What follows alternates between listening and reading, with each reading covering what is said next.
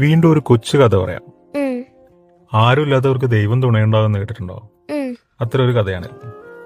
ഒരു പച്ചക്കറി തോട്ടത്തിൽ 4 കൂട്ടുകാരുണ്ടായിരുന്നു.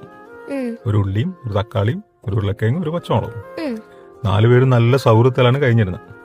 ഒരു ദിവസം അതുവഴി പോയൊരു വീട്ടമ്മ അവരെ കണ്ടു. അവർക്കന്ന് കറിക്കരിയാൻ ഒരു ഉരുളക്കിഴങ്ങിനെ കാണായിരുന്നു. ഉം, അങ്ങനെ അവർ ഉരുളക്കിഴങ്ങിനെ പിടിച്ചുകൊണ്ട് വന്നിട്ട് കത്തി വെച്ചിട്ട് മുറിക്കാൻ തുടങ്ങി. തങ്ങളെ കൂട്ടുകാരനെ നഷ്ടപ്പെട്ടത് ഓർത്ത് ബാക്കി 3 പേരും തക്കാളിയും, ഉള്ളിയും, പച്ചമുളകും കണ്ണീര് ഒഴിച്ചു. ഉം, പിറ്റേന്ന് ആ വീട്ടമ്മക്ക് ഒരു തക്കാളി ആവശ്യം വന്നു. അങ്ങനെ അവരെന്ത് ചെയ്തേ? അവർ തക്കാളിയെ പിടിച്ചുകൊണ്ട് വന്നിട്ട് അരിഞ്ഞു. ഉം, തങ്ങളുടെ കൂട്ടുകാരന് സംഭവിച്ച അവസ്ഥയോർത്ത് ഉള്ളിയും പച്ചമുളകും കൂടെ കരയാൻ തുടങ്ങി. ഉം, കുറച്ച് ദിവസം കഴിഞ്ഞു. അവസാനം ആ വീട്ടമ്മ പച്ചമുളകിനെയും കൊണ്ടുപോയിട്ട് അരിയാൻ തുടങ്ങി.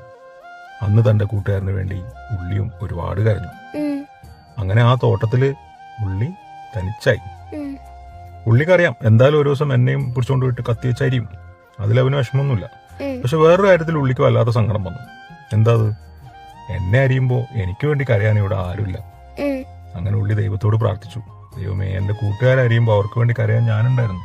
പക്ഷെ ഇപ്പൊ നോക്കിയേ, എന്നെ അരിയുമ്പോൾ എനിക്ക് വേണ്ടി കരയാൻ ഇവിടെ ആരുമില്ല.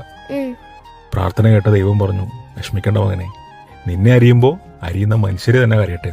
ഉം, അങ്ങനെയാണ് ഉള്ളി അരിയുമ്പോൾ നമ്മളെല്ലാം കരയാൻ തുടങ്ങിയത്. ഉം, ആരുമില്ലാത്തവർക്ക് എപ്പോഴും ദൈവം തുണയുണ്ടാകും. ഉം.